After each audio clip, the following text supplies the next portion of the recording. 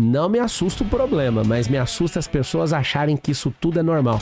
Me assusta uma obra de 5 bilhões que foi abandonada, que é esse Rodoanel Norte de 44 quilômetros que não acaba nunca, né? Isso me assusta. Me assusta 4 mil mananciais que já viraram esgoto aqui dentro de São Paulo. Toda favela que você vai, que tiver uma aguinha passando ali, virou esgoto. E eu sou o Marçal, tenho 37 anos, a gente tem a mesma idade, eu componho. Pois é, 37 anos, sou formado em Direito pela Universidade Paulista, sou casado com a Carol, a gente se conhece há 20 anos e tem 15 anos de casado. Sou pai do Lorenzo, pai do Benjamin, pai do Miguel, pai da Isabela, espero que venha mais filhos aí nessa casa. A gente lidera um conglomerado empresarial aí de dezenas de empresas. Eu amo me comunicar, eu amo servir. E algumas pessoas têm me perguntado por que eu... Acho que vai ser pergunta para depois, né? Mas eu acho que eu cheguei no nível da minha vida que eu quero servir completamente as pessoas. E tô aí para tomar pancada, agradeço aí as críticas. E quero ouvir os conselhos, quero ouvir tudo, né? As perguntas, o que vocês tiverem. Eu me coloquei à disposição e só Deus para tirar aquilo que ele colocou aqui dentro. Então a gente pode começar até com isso que você esboçou aí, de falar, Pablo, sobre por que se candidatar. Quando você veio aqui na época da corrida presidencial e depois você tirou a candidatura, não sei exatamente o que aconteceu, pode falar sobre isso também. E agora, por que se candidatar a prefeito? Você é pré-candidato a prefeito de São Paulo? Cara, em primeiro lugar, São Paulo norteia o Brasil. São 5.557 cidades. E aí tem um problema grave, cara. A gente tá falando da cidade ter um terceiro maior orçamento. A gente tá falando do futuro do país, a cidade mais complexa. E eu vejo que as pessoas, de fato, que estão na disputa, não têm a altura da cidade. Ah, você tá diminuindo as pessoas. Não, eu queria elevar elas para não precisar ter que fazer isso. Eu vejo, de fato, que elas não têm a envergadura para isso.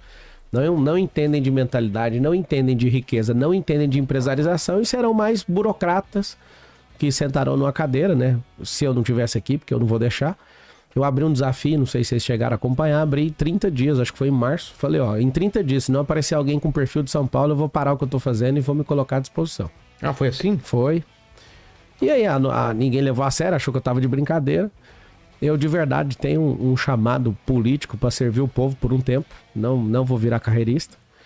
E eu vejo que São Paulo, assim como quando eu era executivo num grupo de telefonia, eu lembro quando tinha uma fase chamada Job Rotation, onde a gente parava uma vez a cada um ano ali, mais ou menos, a gente parava para mudar as funções dos executivos.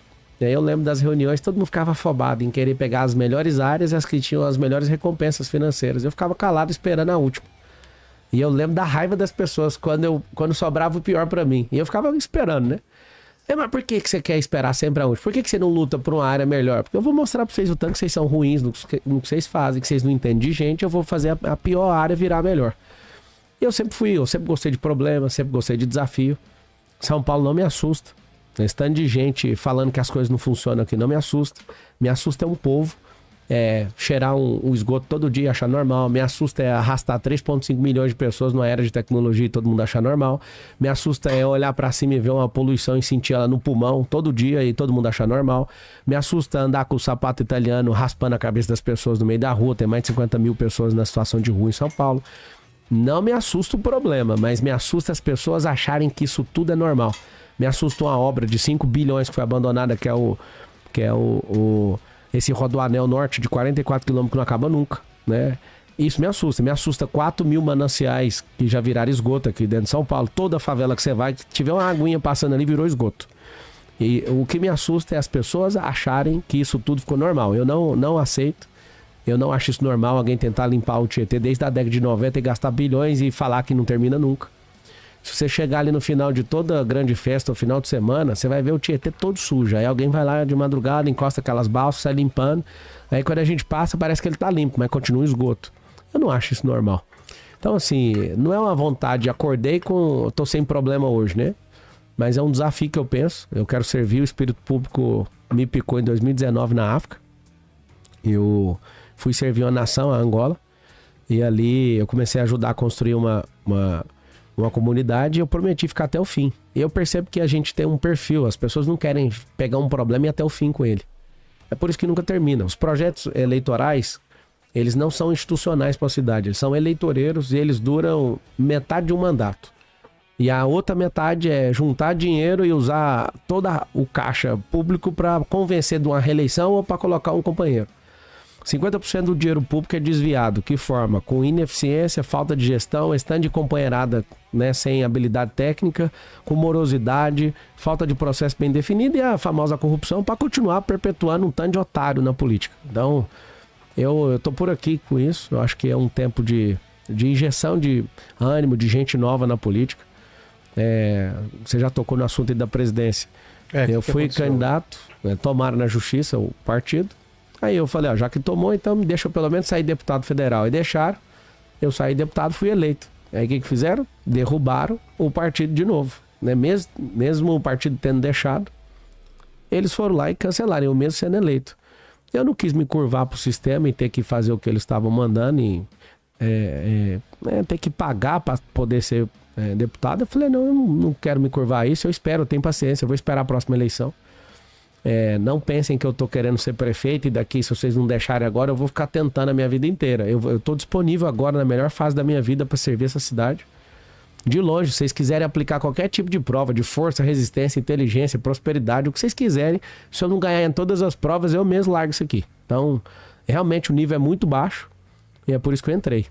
Eu fico empolgado de ver tanta gente com nível baixo em relação a São Paulo. Isso me animou bastante poder servir essas pessoas. Em primeiro lugar, essa questão de ter um projeto institucional e não eleitoral, eleitoreiro, eu vou chamar assim para todo mundo entender o termo pejorativo da forma correta, é que se a gente continuar do jeito que a gente tá, a gente vai gastar o dinheiro público para perpetuar essas pessoas de mesmo viés ideológico no poder. Então a primeira coisa tem que ter um projeto institucional. A gente está criando um projeto chamado Plano de Governo SP50, que a gente vai mirar São Paulo em 2050. Só que não é para fazer coisas até 2050, é para levar São Paulo, antes de terminar essa década, para 2050. Eu acredito de verdade que a gente precisa lutar por um mandato que é um pouco maior para não ter reeleição. Então a gente tinha que lutar em relação a isso. E se a gente colocasse um modelo onde... Isso é o país que eu quero, né? Que é diferente da realidade de hoje. Mas eu acho que pode chegar lá. Se a gente tivesse um mandato de 5, 6 anos e com medição de resultado, essa pessoa não conseguir chegar no resultado, automaticamente ela tinha que ser tirada. O povo já não quer pelo resultado. Ninguém tem contrapartida de nada. O cara pode sentar ali, abusar e fazer igual o presidente que está fazendo hoje. Destruir o governo anterior terminou em superávit, ele só está destruindo e falando que não vai cumprir e acabou. O presidente anterior foi o único que teve teto de gasto e eles já tiraram o teto de gasto e eles não estão nem aí para isso. Eu fico imaginando, criaram o Ministério do Imposto. Nem tem Ministério da Economia mais, chama Ministério do Imposto. O cara é o Taxade, foi o pior prefeito da cidade de São Paulo. Então, assim, seria mais inteligente, olhando para a questão até cultural do Brasil, ter um mandato mais longo, isso falando do Brasil que eu quero. Isso para quem não sabe, está assistindo, isso não é competência do prefeito decidir, tô falando como cidadão, né? Sobre ficar, a minha barriga gela em cumprir isso. Quando eu falo gelar, porque é uma transição que eu tô tendo na minha vida. Hoje eu faço e aconteço, mando fazer, as coisas acontecem no setor privado, eu vou ter que ter uma paciência absurda e já me programei nos próximos 1.460 dias para isso. Quando começar 1º de janeiro e cumprir isso. Aí você pergunta para mim, você quer ser prefeito de novo? Cara, eu quero criar um projeto e colocar gente na política. Enquanto você estava falando, eu fiquei me perguntando, você faz parte de algum partido? Você é filiado ou não? Não. Eu fiquei pensando... Já não sirvo para ser vice do Pablo. Alguém com a sua cabeça, com o campo de visão aberto, tem que ir para política. Eu acho que tá te faltando um pouco para isso. Eu sei que você ajuda demais, né? Eu já vi muito corte seu, já acompanhei muitas discussões suas, mas a gente precisa de gente que pensa. A política parou de ter pessoas que pensam, parou de ter republicanos, estadistas, municipalistas, pessoas que gostam de fato da política. O que a gente tem são canalhas que gostam de levar não só o que eles querem, né, mas essas ideologias malucas que vão contra a vida, que vão contra a liberdade, que você já bem explanou. Na minha parte, eu não sou a favor de reeleição, zero. Na minha parte, pode contar com o compromisso de terminar esse mandato. Eu acho que é um fracasso uma pessoa começar algo e já falar que não vai terminar. Eu tenho um problema, uma resistência muito grande Para mim, mais vale uma terminativa do que 5 iniciativas. Então, o paulistano que eventualmente votar em você não vai correr o risco de passar pelo que já passou em 2016, também com uma candidatura que se mostrava disruptiva, de um outsider, mas que, bom, a gente sabe o que aconteceu, tentando se viabilizar para a presidência, ficou com, falando entre aspas, né, o prêmio de consolação do governo do estado e acabou se perdendo no caminho, ou perdendo o grande apoio popular que ele já teve. Ele nos ensinou como não fazer, só um burro para repetir a mesma coisa que ele fez. A pessoa tem que ser burra, né? Não foi só a escalada, o alpinismo que ele tentou fazer ali em 3 cargos antes de terminar. Ele ficou 1.090 dias na prefeitura de São Paulo. E eu pesquisei bastante o que ele fez. Ele foi um foguete em 6 meses. Todo mundo acreditava naquilo. Só que aí... Abandonou o barco. Não, ele não ficou 1.090 dias, não. Ele ficou 1 ano e 90 dias. Eu errei. E aí ele sai ali desse desespero, escalou, foi para governo, escalou de novo, indo para presidente. E pior parte de todas é o que ele fez com o partido dele e o que ele fez contra o presidente Bolsonaro, que ajudou ele a ficar ali, onde ele entrou, né? Resumindo, já temos a aula de como não fazer. Então eu tenho paciência, já entendi que a política é demorada. Eu lembro quando cancelaram a minha candidatura de presidente. Nunca arreguei nenhuma vez em nada que eu faço. Eu lembro que mudei para deputado, fui eleito, esse povo vem de novo. Agora eu me protegi bastante para conseguir não só viabilizar isso, mas para ganhar, servir o povo e terminar o que eu comecei. Agora, as coisas que a gente vai propor é para mudar o rumo. Então tem coisas que não vai resolver em 20 anos, mas tem que começar agora. E tem que ter essa seriedade, preparar quem vai ser o próximo a assumir. Então, para mim, né, fechando a resposta, tem que ter um mandato maior, porque o que dá certo, a gente não precisa parar e movimentar todo ano de eleição 5 bilhões, né? A gente pegar um fundo eleitoral de 5 bilhões. Vai chegar a hora, eu vou provar isso para vocês. Eu serei o único desses candidatos que estão na dianteira que não vai usar dinheiro público. Eu não quero. Não vou fazer isso. Não tô afim de fazer isso. Eu acho que o dinheiro público é de gente suada que tá na fila de hospital. Aqui em São Paulo tem 447 mil pessoas esperando exame. E aí se aceitasse usar o dinheiro público para ganhar uma eleição, para mim é uma canalice com esse povo. E o sistema político que se lasque se não gostar da minha fala. Eu não quero. A campanha é minha. Eu não tenho vergonha nenhuma de pedir todo dia. O Trump é um bilionário, já passou de R$1 bilhão, né? Por enquanto. Você vê ali, as pessoas que têm, pode ajudar, essa eu vou apelar, cara, ajuda. Você acredita, ajuda. Agora, usar o dinheiro público de quem tá na fila, de quem não tem um cuidado, aqui agora, tá precisando de uma cirurgia, e a gente usar, mas ele é destinado para isso, mas eu não vou usar. Eu não quero fazer parte disso. Eu quero fazer uma política diferente.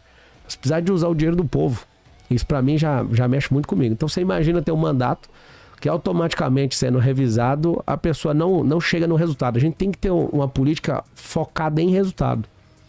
No futuro, agora em janeiro, as reuniões de secretariado vai ser o seguinte, eu quero saber quem mais, o número é sempre gente.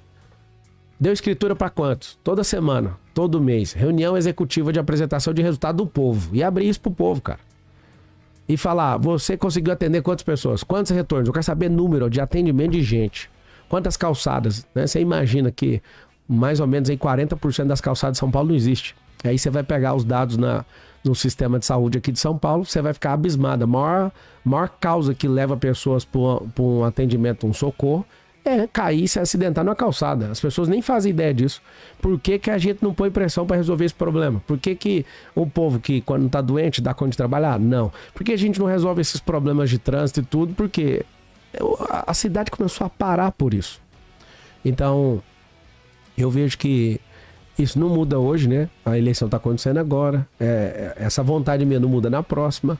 Mas se entrar cara igual você, entrar cara igual eu, entrar pessoas que são preparadas, resistentes, pessoas que de fato não se emocionam com dinheiro, não se emocionam com fama, não se emocionam com poder, essas pessoas vão começar a contaminar a política positivamente. São 70 mil cargos. Tem um negócio, Vilela, que eu descobri, fica todo mundo louco com esse negócio. Meu sistema. É como se o sistema fosse uma infraestrutura, uma engenharia, um sistema operacional, igual o Windows, sabe? E não é, cara. O sistema é uma frequência mental. Mas tá entranhado, né? Mas é o que eu tô te falando, não tem dono e nem operador. Não. E se eu te falar que o sistema não é o político, o sistema é o povo. É. O sistema é o povo. Porque se o povo não criar uma revolta... Não, o problema é o comodismo. Aí quem é eleito fala, poxa, a gente tem que manter o povo calmo. Olha só como é que o sistema funciona. O sistema é o próprio povo e quem assume a representação do povo tem que sempre manter o povo calmo. Porque se o povo acordar, vira o caos. Como aconteceu no Vem Pra Rua, começou uma mudança, depois os caras viram que acalmou, voltou ao que era. Não, o segredo do sistema é manter o povo calmo. Se a gente criar uma revolta, ninguém segura o povo. Até a pessoa que tá sem comer agora, do bilionário ao mendigo, todo mundo sabe o que precisa ser feito, mas as pessoas estão acomodadas. E eu quero despertar essa fúria nas pessoas. Não pra quebrar coisa, não precisa de quebrar. O político só tem medo de gente na rua e o povo acordado. O único medo que ele tem, não tem medo de polícia, de Ministério Público, não tem medo de nada, nenhum político. Então eu acredito nisso, né? Nesses 70 mil cargos públicos que são feitos por eleição, eu acredito de verdade que a gente vai fazer uma invasão, empurrar esses companheirados para fora, esse bando de incompetente para fora. E o que me fascina em estar na Prefeitura de São Paulo é que é o maior pepino nacional. Por quê? É porque é o seguinte, nós estamos falando da cidade mais poderosa do Hemisfério Sul. Então, a gente tem um orçamento de 111 bilhões, é o terceiro maior orçamento, maior do que qualquer outro estado fora São Paulo. Tem o governo federal, tem o governo do estado de São Paulo e tem a cidade de São Paulo. E aqui é o seguinte, pelo nível de complexidade, Vilela, qualquer coisa que funcionar aqui, todo mundo tem que fazer igual, porque vai funcionar em qualquer lugar. Aqui é a última fronteira, se aqui funcionou, acabou. Essa é a minha esperança. A minha esperança de ver um Brasil mudando a partir de São Paulo. E eu vou asseverar algo para vocês. O prefeito de São Paulo, que quiser mudar São Paulo, ele é mais importante do que o presidente da República. O presidente da República ele tem mais a marca que o prefeito de São Paulo. Se ele provar na cidade, sabe por quê? Porque a presidência da República, o cara mora na cidade. A cidade é o distrito ali federal, né, no caso. Ninguém mora no estado. Ninguém mora nesses territórios. Mora onde? No município. Eu sou municipalista. O segredo da política é descobrir o que significa a palavra. A palavra vem de polité, que é organização de cidade. Eu quero uma cidade organizada. Chega a ser um caos. Você olha e fala, mano, o ar não presta. Os rios não prestam. O povo tá dormindo na rua. Tá cheio de xixi espalhado em todo lugar. As pessoas estão perdendo os celulares o tempo inteiro. O maior medo de todo mundo é o quê? Assalto. Pablo, tem uma coisa errada. Você falou em replicar boas práticas, né? E, obviamente, um dos ingredientes que você traz para essa disputa eleitoral é trazer a lógica do setor privado para o setor público. E, analogamente, era o que propunha o João Dória. Teve um programa que a gestão dele realizou que eu sinceramente acho irretocável, que foi batizado de Corujão da Saúde. Comprar ociosidade de hospital particular, brilhante. Exatamente. E isso foi bem básico, aliás, demorou para fazer isso na pandemia, inclusive. Eu falava em rede nacional que o sistema de saúde de São Paulo não estava saturado, porque eu tinha os números da rede privada, e era só uma questão realmente do SUS alugar esses leitos, enfim. Mas a gente tinha toda uma questão política, né, de imposição do lockdown, que depois se mostrou, né, uma política pública equivocada, inclusive em resultados sanitários, mas isso é papo para um outro podcast. A questão aqui é a seguinte: trazer o setor privado, né, para assistir o setor público na prestação de serviços tem funcionado muito bem. Então você tem esse exemplo do Corujão da Saúde, que para quem não é aqui de São Paulo, consistia basicamente em viabilizar o agendamento de exames em hospitais, em horários ociosos, por isso chamava Corujão, porque o hospital particular podia funcionar à noite, tinha uma série de facilidades para isso, e isso atendeu centenas de milhares de pessoas. Chegou a zerar a fila. Eu vou complementar não só o que você pode trazer de empresa para São Paulo, mas de outras cidades de outros países também. Alguma outra coisa que deu certo que pode ser trazida para cá. Sim, o governo, se todo mundo entendesse isso, o governo ele não dá conta de resolver tudo. Não dá. Mas ele pode apoiar tudo. E como por causa de grana, por causa do tempo? Por causa de tudo. Pessoal. Você imagina, 12 milhões de pessoas. O efetivo, isso aí, a gente tinha que crescer de forma exponencial para o governo dar conta de resolver todos os problemas. Quando eu falo exponencial, tipo umas 10 eleições e isso vai ficar caro para o próprio povo. A gente tem que dar maturidade para as pessoas. Então as parcerias público-privadas, elas desincham a máquina, criam eficiência. Quanto mais estatal uma coisa, mais ineficiente aquela coisa é. Eu participei, Coppola e Vilela, eu já cheguei logo depois da transição, na verdade. Deixa eu ver quantos anos depois, 7 anos depois, da Telecom, do sistema Telebrás. Cara, era assustador o cheiro das empresas quando eram da estatal. Eu lembro de dormir na fila, eu era criança, dormir na fila com meu pai para comprar um telefone. Cara, era presente de casamento, era o valor de um carro, você entrava numa fila e Quem tinha telefone declarava no imposto de renda. Declarava no imposto de renda, era título, era ação. E tem aí... gente que tem saudade disso daí, né? Então, se você percebeu o salto que as telecomunicações deram no Brasil, depois que falou, peraí, a gente é ineficiente para cuidar disso aqui? E não é melhor porque não tá totalmente aberto, né? Porque são cartas marcadas, porque poderia ser bem melhor. Cara, tudo pode ser melhor, né? Se tem gestão, tem melhoramento. Aí você imagina, quando fizeram isso e abriram concorrência, eu nunca vou esquecer quando a Global Village Telecom, que é a antiga GVT, veio, que é de Israel, veio para cá. E aí eu via o jeito que o pessoal da Brasil Telecom ficou na época, onde eu trabalhei, né? As 10 regiões. Poxa, mano, o que esses caras estão fazendo? Aí vem TIM, que é de fora. Aí vem Vivo, que é de fora. Aí sim o negócio funcionou. Não foi só pegar e falar, vamos dividir ela em 3 regiões. Ela já foi para um outro patamar. Mas quando veio a concorrência, a gente aprendeu a fazer telefonia. E eu tava nisso. Eu tava naquilo que a gente chama de streaming hoje, que é o IPTV antigo. A ideia da telefonia brasileira era fazer isso. E eles não conseguiram fazer. Tiveram que vir de fora para fazer isso. Então o que acontece? A grande questão de trazer o setor privado para apoiar vai acelerar e vai ficar mais barato pro povo. As pessoas não entendem. Quando você vê um esquerdista maluco gritando, não privatiza, não faz isso, ele tá pedindo para ser mais caro e menos eficiente. Mãe, ô Kiko, manda a sua mãe resolver seus problemas. Você não é homem para resolver seus problemas. Mas qual que é o... Sei lá o que é. Tá. Eu sei que ele não vai ganhar. Tá, Léo, coloca a pesquisa, a última pesquisa na tela. Pablo, aqui dá pra ver, né, Caio? Dá. Ricardo Nunes, 20%, Datena, 19%, Boulos, 19%, Marçal, 12%, Tabata, 5%, Kim, 3%. Essa pesquisa é de 30 de julho. 30 de julho. Tem algumas outras pesquisas. O que você tá sentindo nas ruas? Você tem essa ideia de quanto você tá variando, de quanto a quanto? Você começou com quanto desde a primeira vez que colocaram? Eu comecei com 5 nessa pesquisa e já tô com 12. Eu não paro de crescer, né, cara? E aí, o que você compara? Quem você tem que bater aí? Cara, eu só tenho que conquistar o povo. Eu tô nem aí pra esses nomes aí, não.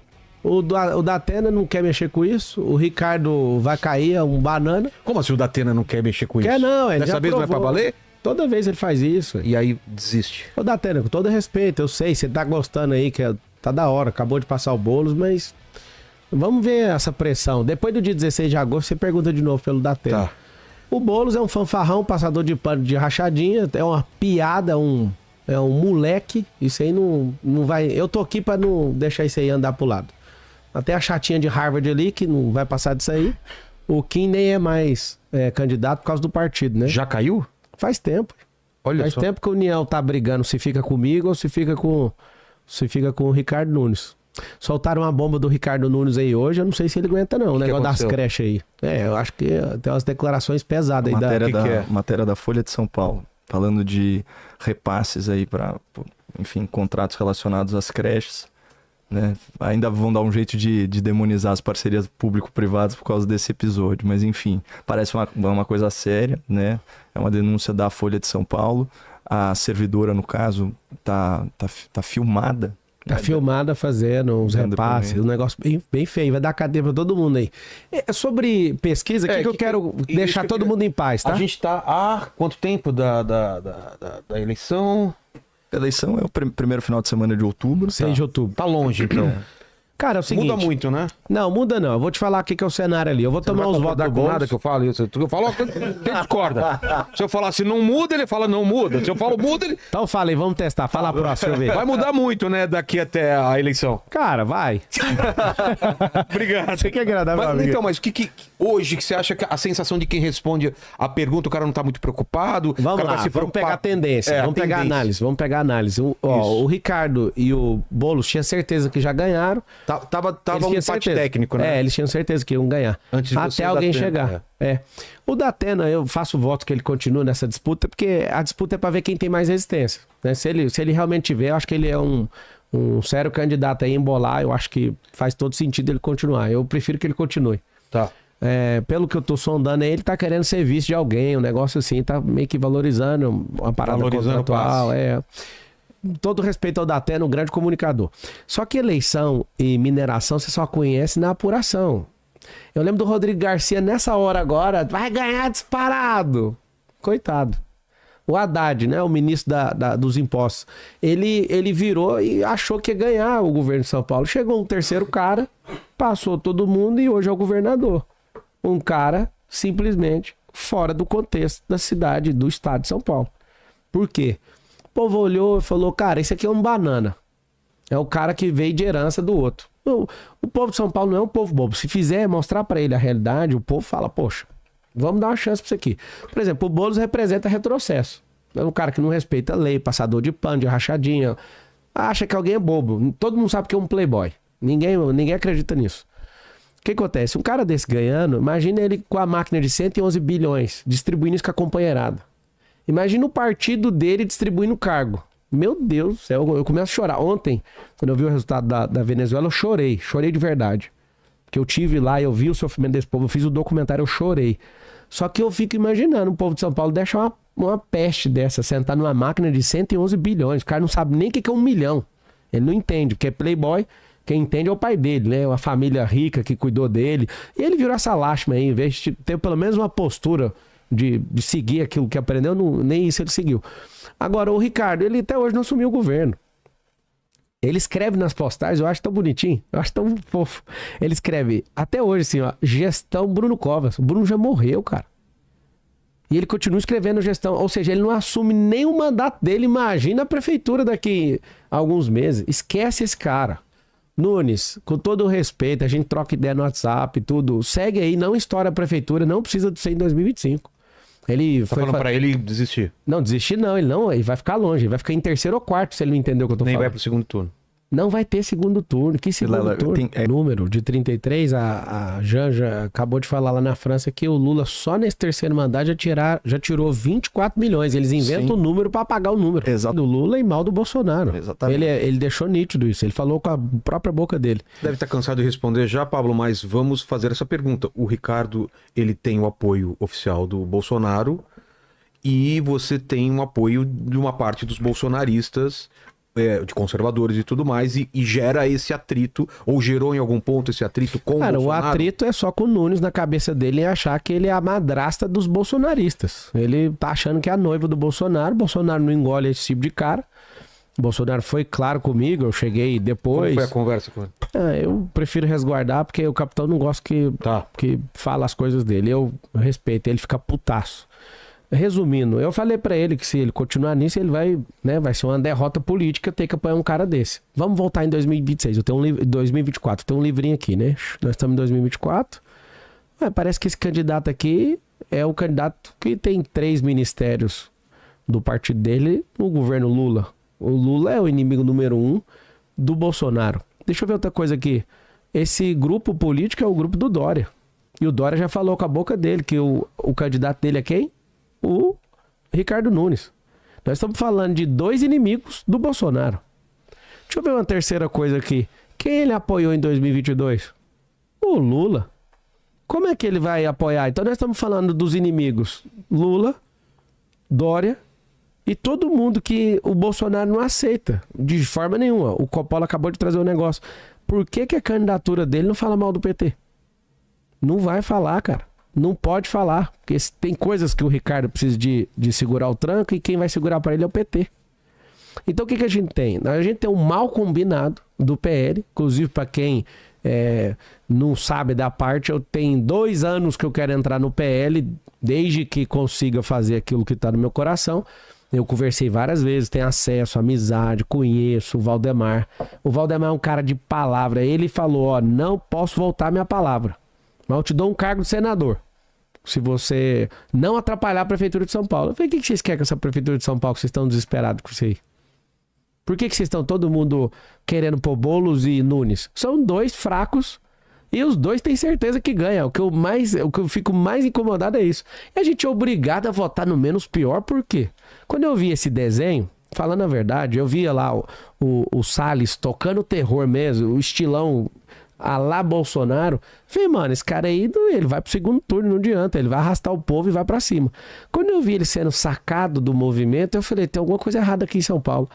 Cara, eu quero o progresso, eu não quero um banana de pijama e não quero um playboy comedor de açúcar, cara. Esses 2 caras, passador de pano de rachadinha.